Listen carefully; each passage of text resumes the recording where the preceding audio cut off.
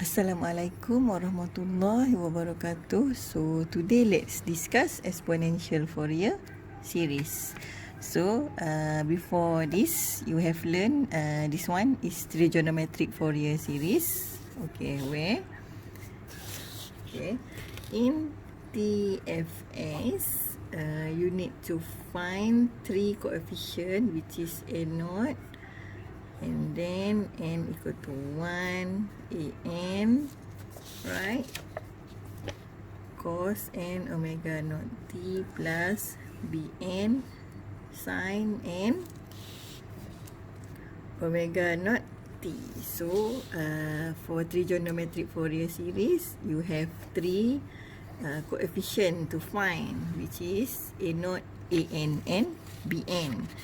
So for exponential Fourier series, so actually this is Euler's identity, where kalau cos n omega t actually equivalent to half exponent j n omega t plus exponent negative j. So dia punya difference between cos and sin here, cos and sin is dia punya sinus here. Okay, so actually to solve questions in the syllabus, you actually don't need to macam kaji deepest about this one, but you need to familiar with the expression.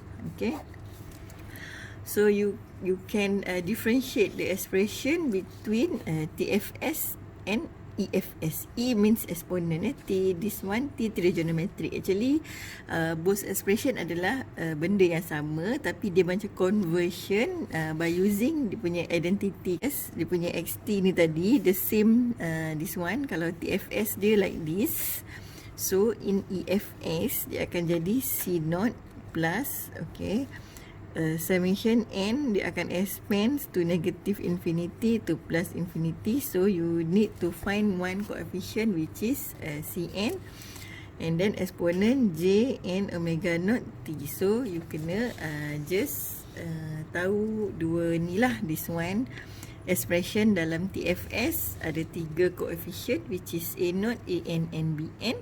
And then the expression in exponent Fourier series, you need to find C0 and Cn.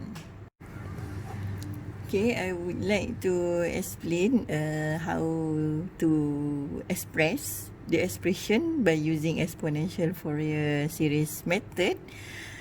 So I just use the ready-made question. Okay, so I just explain here. So let's say this is signal xt. So signal xt is square wave, where dia punya amplitude 1 sampai negative 1, and then dia punya period, kalau you check dia punya t here, dia bagi sini t. So daripada 0 sampai t, this one adalah 1 period. Okay, so kalau kita nak calculate EFS here, so apa yang you kena cari is C0 dengan Cn je. So cara nak cari C0, you kena ingat macam mana cari A0, macam itulah cara cari C0 sama. Okay, so dekat dalam contoh this one tak ada tunjuk macam mana dia cari C0, jadi saya tunjuk lah. Okay, saya tunjuk so this one adalah dia punya signal. Saya letak kat atas signal ni. And then macam mana you nak cari C0? C0 sama macam kita cari A0. So dia adalah 1/t. Okay, kita kena integrate daripada 0 ke t, which is kita kena integrate xt. Okay, so kalau kita integrate xt tanpa ada elemen cos ke sin ke apa-apa, darab dengan apa-apa, this one actually adalah area under graph. So you just kena calculate area under graph ni je lah. So kalau area under graph ni daripada 0 sampai t, so you kena calculate area this one dengan area this one kan. Okay, so this one kita kata dia t/2. Okay, jadi area this one dia adalah positif t/2, because of t/2 times 1, so positif. So this one another half cycle t over 2 but times -1. So this one negative t over 2. So actually kita tengok pun dia center kan. Kalau center ni maksudnya tak ada DC level. A naught tu means DC level. So C naught ni DC level lah. So you akan dapat C naught ni actually dia adalah 0. So C naught tak ada Okay, so this one expression dia ST C naught ni tak ada. So you just kena cari Cn. Okay, let's continue. How to find Cn? Okay, so this is, you must remember this one. This is adalah dia punya rumus. And then remember, by using exponential Fourier series, kita no need to test dia punya symmetry. No need, sebab this is the only equation to find Cn. Dah tak payah nak test symmetry lah, nak buat half cycle is no need. Because of you just kena integrate full wave daripada 0 sampai t. Okay, so because of first you kena cari t berapa kan. Okay, so first t equal to t and omega equal to 2 pi over t. Kan, I already explained, when you want to solve Fourier series, you need to find period and dia punya angle frequency. So disebabkan period given is t, so angle frequency is dia punya rumus lah, 2 pi over t. Okay, so you integrate 1 over t, this one. So xt darab dengan this one. This one negatif walaupun dia punya full expression this one, dia punya general expression positif, tapi when you want to find Cn, you kena darabkan negatif. Ingat Okay, so kenapa this one 1 and this one -1? Because kita pecahkan integration xt to dia punya continuous function. Here dia punya continuous function, where kita akan buat dia xt equal to 1 when 0 t sampai t over 2, and then -1 from t over 2 sampai t. Okay, this one dia punya piecewise continuous function. So you kena separate dia punya integration, separate the integration process. So this one daripada 0 sampai half 1, and then from half to t -1. Okay, so when you integrate exponent, dia akan jadi exponent tu juga, and then kita akan kan dia ada depan ni kan, berapa dia pergi ke situ, dia jadi negatif 1 per, lepas tu salin balik semua ni. Macam tu Okay, sama juga macam dekat sini. Disebabkan tadi negatif darab dengan negatif, ni negatif kan, jadi positif. Okay, so dapat yang ni lah, dia akan dapat ni. And then kita akan bawa keluar benda ni, sebab benda ni tak ada elemen t. Kita akan tinggalkan elemen t je untuk kita nak masukkan range, sebab range ni untuk t yang kecil tu, bukan t besar So because of this one tak ada kena-mengena, dia tak ada elemen t kecil tu, so kita boleh bawa dia keluar lah, bawa dia keluar. And then tadi kan kita dah kira ni, kan kita dah kira omega 2 pi over t, so kita boleh substitute omega jadi 2 pi over t. Okay, sama juga macam dekat sini, kita boleh substitute dia punya omega jadi 2 pi over t, sama juga dengan omega di sini.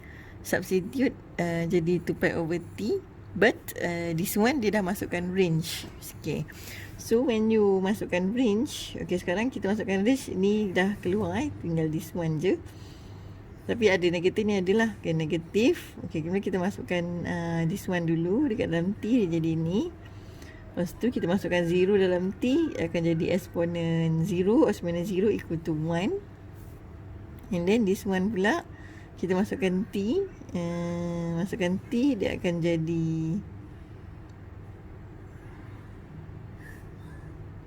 okay, actually this one t ni t, salah ni, t T. Okay, typo. And then this one tolak baru masukkan T over 2 Okay, ni typo. Salah ni. Okay, and then this one kita dah substitute. Okay, this one kita boleh cancel lah. Dia cancel macam ni. Cancel. Jadi J n pi. Okay, ni 1. Okay, yang ni kita cancel. Jadi 2n pi. This one. Okay, boleh ikut tak? Okay, this one kita akan cancel. So, tinggal Jn pi. Here Okay, so this one kita nak ni dengan ni boleh tambah kan? Okay, sebab dia punya perkali tu sama. So, negatif 1 jadi negatif 2. So, kita tinggal lah 1 plus eksponen J2n pi minus 2 Jn pi. Okay, so kita akan pergi balik kepada Euler's identity tadi. Okay, Euler tadi yang mana? Yang ni kan? Yang ni. Actually kalau kita ni darab ke sana, kita mudahkan, simplify kan, dia akan jadi macam ni lah. Okay, so dia ada real number. Dia macam real imaginary real number and J imaginary. Okay, macam A plus minus JB macam tu. Okay, jadi yang real number is cos element and the imaginary number is sin element. Nampak tak? Boleh ikut tak? Okay. Eksponen negatif J 2n pi is actually equal to, so this one dia punya omega cos 2n pi. Disebabkan this one negatif, so negatif J sin 2n pi. Okay, kalau kita tengok, ini real, ini imaginary Okay, plus atau minus ni bergantung kepada sinilah signage. Jadi cos 2n pi, kalau kita tengok dekat cos punya table, saya akan tunjukkan. Okay, kita nak tengok cos 2n pi. Here, actually cos 2n pi, nampak tak? Okay, cos 2n pi is untuk all integer adalah equal to 1. Okay, jadi cos 2n pi adalah 1 plus minus J sin 2n pi, here 0. Faham tak? Okay, 0. Jadi actually eksponen negatif J 2n pi ni adalah actually equal to 1. Okay, faham? Itulah, that's why lah this one I dapat situ 1. Okay, tolak 2. Okay, this one pula adalah this one kan? Okay, kenapa dia dapat sini negatif 1 power of n? Sebab cos n pi. Okay, kalau kita tengok dekat cos punya table, cos n pi untuk all integer dia adalah negatif 1 kuasa n. And then sin n pi, kalau kita tengok sin n pi dia adalah equal to 0. Jadi dia macam eksponen negatif J n pi ni adalah cos n pi minus J sin n pi. Okay. Jadi yang ini dia adalah negatif 1 power of n minus J, this one adalah 0. Jadi jawapan dia yang ni. Macam itulah. Okay. Okay, jadi dia insert situ jadi this one. Jadi bila dia this one, dia selesaikan lah. 2 ni kita bawa pergi keluar. So tinggal 1, so boleh cancel dengan this one. And then tinggal lah ini. Bila tinggal ini, dia pecahkan. Kalau kita masukkan n tu even, maksudnya kita masukkan 2, 4, 6. So this one akan jadi positif. So 1 minus positive 1 is equal to 0. So it equal to 0. But if we substitute n with odd number, which is 1, 3, 5, so this one akan equal to negative 1. So 1 minus jadi plus. So this one akan jadi 2 lah. So this one jadi 2. Okay, so J, kalau dia dekat denominator, we going up to numerator, dia akan jadi negative J. So kita akan dapat this one. So this one adalah Cn. Faham tak? Okay. So this is adalah method untuk calculate Fourier series untuk kita dapatkan exponential Fourier series. So last answer tadi C0 is equal to 0, and then Cn untuk even number is equal to 0. So Cn is only for odd number, and then this one dia punya Cn. So that's all. Okay, for today's task, okay, at the end of this video, you can look at example 14 here. So even though this example already give you the answer of C0 and Cn, but I want you to redo this example by your own, and just submit your work to me. Okay, so you can pause the video and you can see here. So this is the method how these books get the calculation, but I'm not sure whether the calculation given in these books is have a typing error. I cannot sure, but you can sure by redo that, and then you can confirm that this answers given is true or not. Okay, so I just give you the answer here, so you can pause the video to get the answer. Okay, Kent, so I move forward. Okay, oops, sorry. Okay, so actually this book calculate C0 equal to half. Okay, so Cn is this one, C0 is this one. So try by your own to get the answer.